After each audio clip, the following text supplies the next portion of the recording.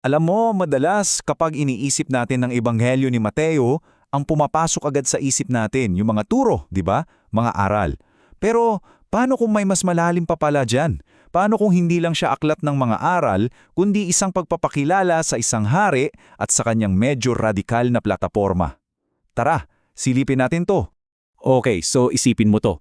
Paano kung yung pinakasikat na sermon sa buong kasaysayan, hindi pala talaga sermon? Paano kung isa pala siyang manifesto, isang deklarasyon, ang plataporma ng isang bagong hari na nagsasabi, heto ang mga patakaran sa bago kong kaharian? Ang bigat, no? Yan yung pag-uusapan natin. Siyempre, bago natin pag-usapan yung manifesto, may mas una tayong tanong na kailangang sagutin. Sino ba itong nagdideklara? Sino itong nag-aangkin ng trono? Ano yung credentials niya, di ba? May karapatan ba siya? Dito papasok yung title na Anak ni David. Kung babasahin mo si Mateo, mapapansin mong paulit-ulit to. At, hindi yan basta apelyedo. Isa yang royal title.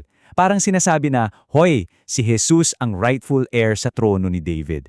It's a bold claim. Kumbaga, isa siyang political statement na may sobrang lalim na spiritual na kahulugan. At dito nagiging interesting. Tingnan niyo yung pagkakaiba ng dalawang to. Yung normal na genealogy, paatras yan, di ba? Mula sa'yo, pabalik sa mga lolo't lola mo. Pero pag royal genealogy, iba. Laging pasulong. Mula sa founding king, pababa sa kasalukuyang tagapagmana. At iyan mismo yung struktura na ginamit ni Mateo. Ang galing, no?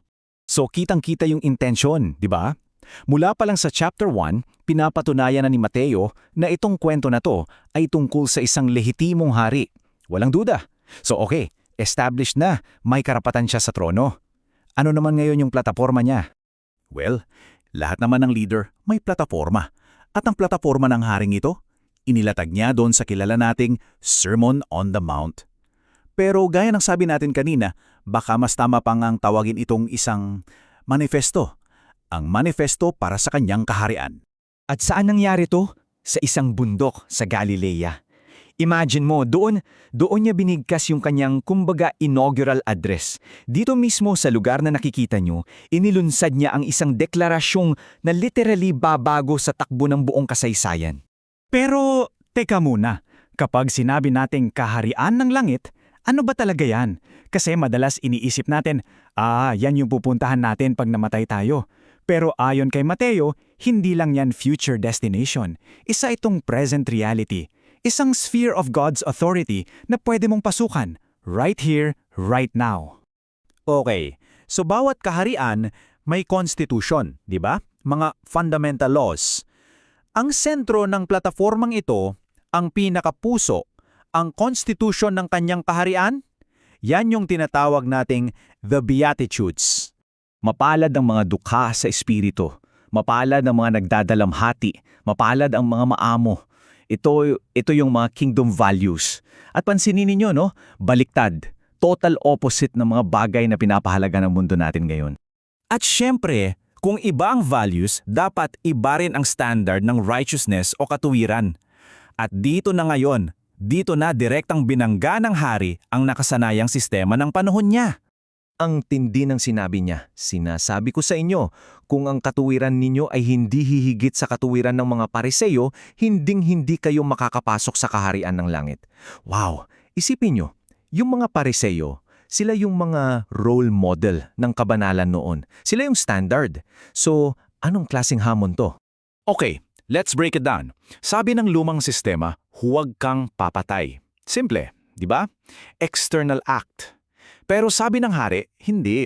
Kahit yung galit lang dyan sa puso mo laban sa kapatid mo, murder na yon sa standard ng kaharian ko. Isa pa. Lumang sistema. Huwag kang mangangalunya. Again, action. Sabi ng hari, kahit yung tingin mo pa lang na may pagnanasa, kasalanan na yon. Grabe. Malinaw na malinaw, di ba? Hindi na lang yung gawa ang tinitignan, kundi kung ano ang nasa puso. Last example, lumang sistema. Mata sa mata, ngipin sa ngipin. Fair is fair. Sabi ng hari, huwag. Pag sinampal ka sa isang pisngi, iharap mo pa yung kabila. Sobrang radikal. Parang sinisira niya yung buong konsepto ng justice ng mundo. So gets nyo na yung pattern? Hindi lang niya ina-update yung mga rules. Hindi ito Rules 2.0. Binabaliktad niya ang buong sistema. Mula sa performance-based religion, papunta sa isang relasyon na nakabase sa puso at tunay na motibo. So okay, nalatag na yung plataforma. Malinaw na yung mga values. Ang susunod na tanong, paano ba maging citizen ng kahariang to? Ito na yung invitation. So ano nga ngayon ang ibig sabihin nito para sa atin? Ang unang reaksyon natin, siguro, wow, ang hirap naman yan, parang imposible. Pero yun nga yung point. Hindi ito tungkol sa perfect na pagsunod sa isang listahan ng mga rules. Ang tunay na usapan dito ay ang pagpapasakop sa isang bagong otoridad, sa hari.